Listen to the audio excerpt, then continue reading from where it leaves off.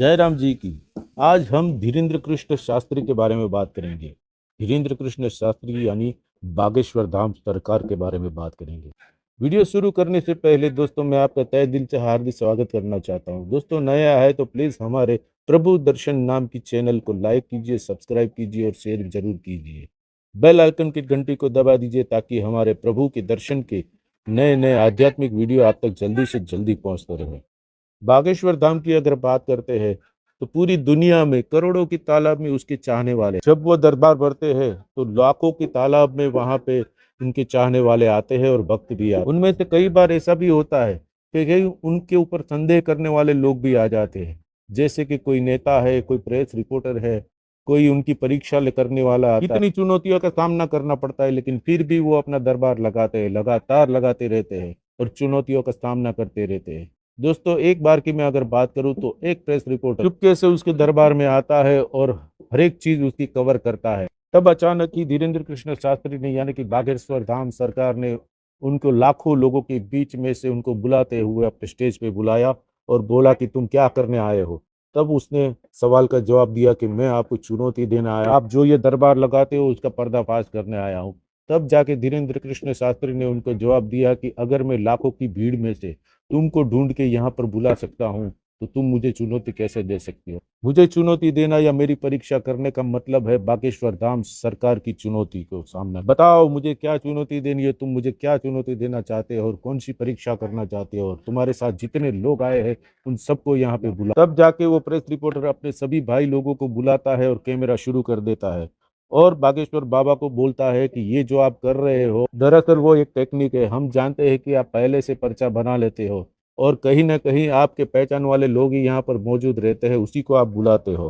तब बाबा जी ने उसको चैलेंज देते हुए कहा कि अगर तुम्हारे में हिम्मत है तो इतनी लाखों की भीड़ में से कोई भी इंसान को आप चुन के लाओ, कोई लेडीज, कोई बच्चा, कोई बूढ़ा, कोई जवान, जिसको भी आप चाहते हो वहां से बुला के लाओ और मैं उसका पर्चा बाद में बनाऊंगा। अगर तुम्हारे में हिम्मत है तो आज का दूध का दूध और पानी का पानी। प्रेस रिपोर्टर ने जवाब देते हुए कहा कि बागेश्वर बाबा आज कुछ उल्टा काम हो जाए, आप पहले पर्चा बना लो, फिर हम उस आदमी को लेके आएंगे, वो आदमी को लेके आएंगे, उसका ही पर्चा निकलना चाहिए। तब बागेश्वर बाबा ने ये चैलेंज स्वीकार किया और उसने पर्चा बना लिया। उसके बाद में प्रेस रिपोर्टर ने एक आदमी को, लाखों की तालाब में से एक आदमी को ढूंढ के लेके आया। बाबा ने पहले से ही पर्चा बना के रखा था। उसी आदमी को पूछा गया नाम, पता और किस काम से आया है, उनको कौन सी तकलीफ है, वो पहले से ही बाबा ने पर्चे में लिख के रखी थी।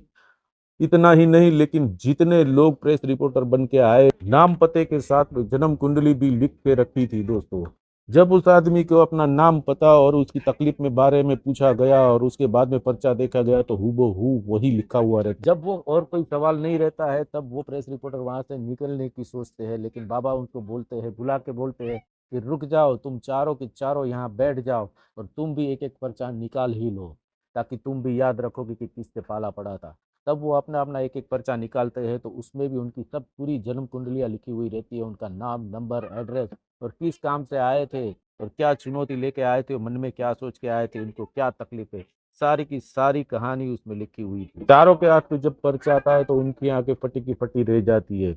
वो पढ़ने के बाद में चारों कान पकड़ते हैं और बागेश्वर धाम सरकार से माफी मांगते हैं। तब धीरेन्द्र कृष्ण शास्त्री ये कहते हैं कि ये मेरी चुनौती नहीं होती है, ये बागेश्वर धाम सरकार की चुनौती होती है, इसलिए कोई भी मुझे चुनौती मत करना, क्योंकि मैं कोई ढोंगी बाबा नहीं हूँ, पाखंडी बाबा नहीं हूँ। मुझे जो आदेश आता है वही मैं बोलता हूँ। तो दोस्तों ये है हमारे बागेश्वर बाबा की कहानी। आपको कैसी लगी? अगर आपकी भी कोई राय है तो प्लीज़ कमेंट करके हमें जरूर जरूर लिखिए और हमारे इस चैनल को लाइक कीजिए, सब्सक्राइब कीजिए और शेयर भी कीजिए। बेल आइकन की घंटी को दबा दीजिए ताकि हमारे धार्मिक वीडियो आप तक जल्दी से जल्दी पहुंचते रहे। धन्यवाद।